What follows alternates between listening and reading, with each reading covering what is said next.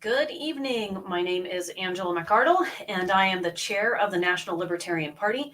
I'm here to share the Libertarian response to the State of the Union, and I also encourage you to seek out responses from any of our many potential presidential candidates. As a reminder, our national nominating convention is at the end of May, Memorial Day weekend, and at that time we will have an official presidential spokesperson and candidate.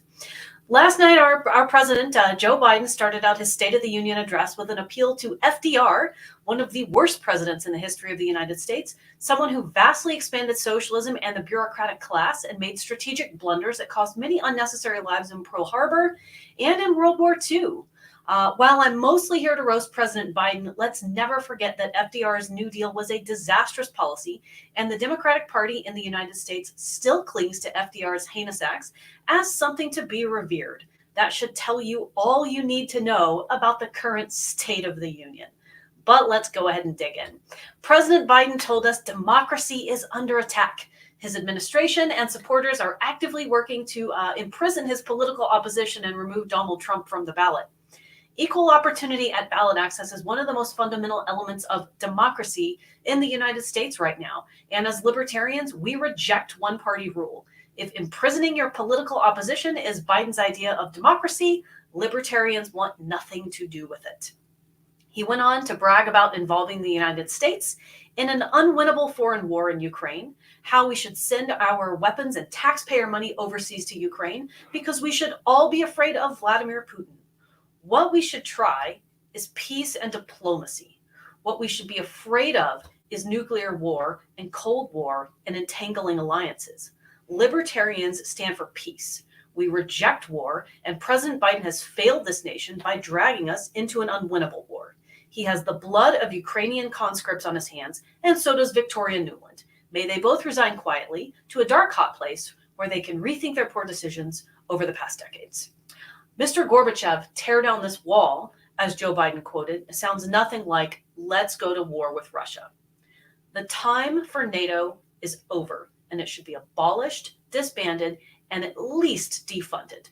If the United States were to stop footing the bill for the European nations' security interests, you would see foreign nations come to the table to start negotiating very quickly. And that includes Israel, by the way, who we never should have given any foreign aid to in the first place. America is a founding member of NATO and the military alliance of democratic nations created after World War II to prevent war and keep the peace, yada, yada, yada. It's all terrible. We should abolish NATO. President Biden says history is watching. Indeed, history is watching him greatly mismanage a hostage situation in Israel, watching him sit feebly as the Israeli government kills thousands and thousands of innocent people, including children and babies, and demolishes a settlement of people in one of the most historically significant places in the world. History will remember how you've utterly failed us on the foreign policy front, President Biden. 3 years ago, on January 6th, a group of aggrieved conservatives and political dissidents protested at the Capitol. The protest turned to rioting in a few places, which led to the officer shooting of a protester named Ashley Babbitt, who happened to be a registered libertarian. It was a really tragic event. Her death, I mean. During the previous summer, however, Black Lives Matter rioters set fire to and demolished major metropolitan areas, and Democrats failed to speak out about the rampant property destruction that took place during that time. The basic unwritten rules of civilized society were turned on their heads as people like Kyle Rittenhouse were charged with murder for defending themselves and their property. Private property is an essential bedrock institution of free countries.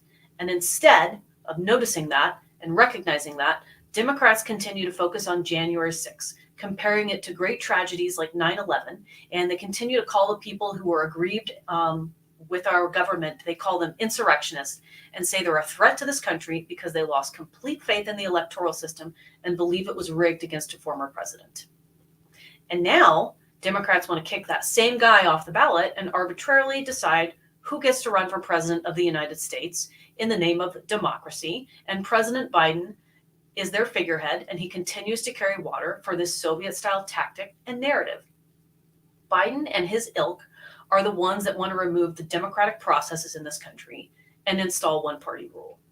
And while we don't agree with many of President Trump's policies, And we stand absolutely independent as our own entity with better ideas about how to lead America. We do stand somewhat in solidarity with anyone who is unlawfully kicked off the ballot by the jackbooted thugs who work lockstep with the Biden administration. Let us not forget that insurrectionists founded this country in an uprising against the spiteful, haughty King of England, and the spirit of 1776 is still alive and well within the Libertarian Party. Biden said, "This is a moment to speak the truth and bury the lies." 90% of his speech was Orwellian propaganda. He is lying. We know he's lying. He knows we know he's lying, and yet he's still lying. What else did he say? We have survived another severe winter of illness and death. Oh, that was something he said previously, right? The government and the media now come out and say that we can treat COVID like the flu. 4 years ago, they terrified everyone, took away our livelihoods, declared us non-essential, and then they forced experimental shots on hundreds of millions of people through coercion, threatening to take away their livelihoods if they didn't comply. And they mocked and ridiculed those of us who were skeptical and refused. People were forced into bankruptcy, lost their life savings, college funds, scholarships, graduation ceremonies, weddings, and funerals. People died due to missing such non-essential medical services as cancer screening. And somehow, President Biden wants to turn this into a win for his current administration. 2 administrations have failed us on this, certainly, both Republican and Democrat. And it's crazy to me that President Biden wants to bring this up and say that he's the champion and that he turned it all around. While the Libertarian Party stands for your medical freedom, and we reject the death propaganda of a winter of severe illness and death, and we will not forget it. There is no pandemic amnesty, and we will not forget how the Biden administration has dehumanized us. Under Biden, inflation climbed to 9% or higher, and now he says that it's dropped back down to 3%. Yet so many of us still see high prices at the grocery store. The cost of living remains high due to Biden's inflationary spending and his war spending. 3% inflation, if that's correct, is still too much. We should get rid of the Federal Reserve. And Biden wants to take credit for the re-entry of millions of people into the workforce after he robbed us of our jobs and shut us out of the workforce during the lockdowns. I guess that's Bidenomics. He also bragged that he'll continue to protect Obamacare, an absolutely terrible policy that drove up the cost of insurance for millions of Americans across the country and broke up many patient-doctor relationships as well. Libertarians know that free markets and aggressive deregulation are what makes health insurance truly affordable and innovative. Let people choose their doctors, their insurance plans, and their levels of coverage. Eliminate pay-to-play systems for the largest insurance companies and eliminate regulatory schemes and useless institutions like the FDA.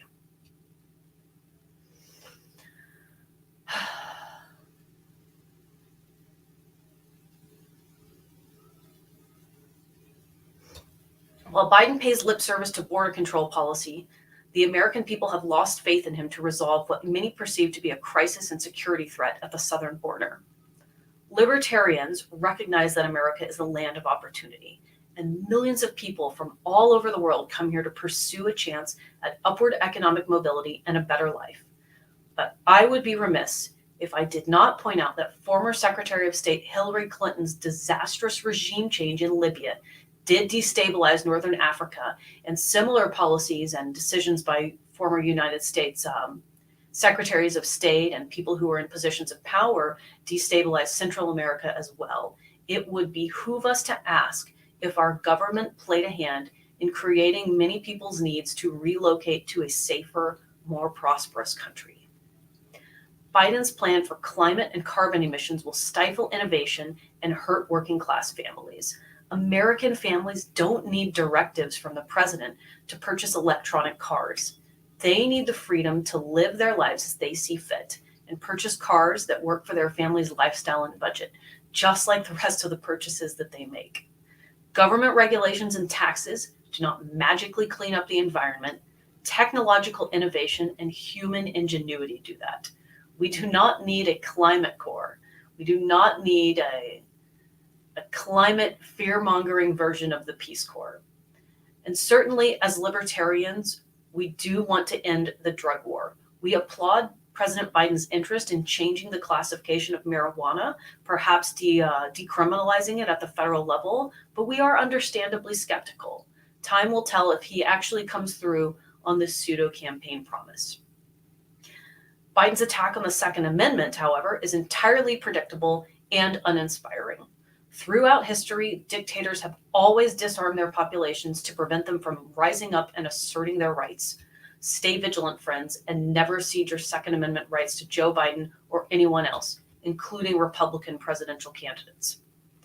Biden's AI bills are anti-technology and anti-innovation. They will create more victimless crimes and needless layers of bureaucracy.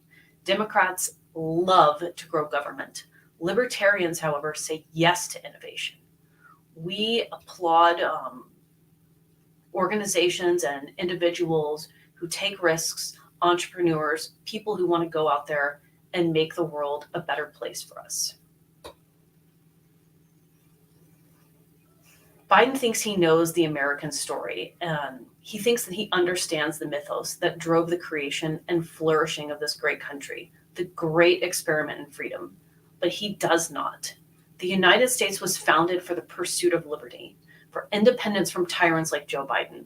If our founders ever met him, they would toss him overboard like a box of British tea. Libertarians love and respect the indomitable human spirit and search for freedom. Liberty, free speech, property rights, capitalism, consent of the governed. These are the libertarian values that America needs. We reject the snake oil that Joe Biden is selling and choose to relentlessly chase after the North Star of freedom. So please join us in our quest for liberty in 2024. Please, we encourage you, go out, read about our candidates, and vote Libertarian.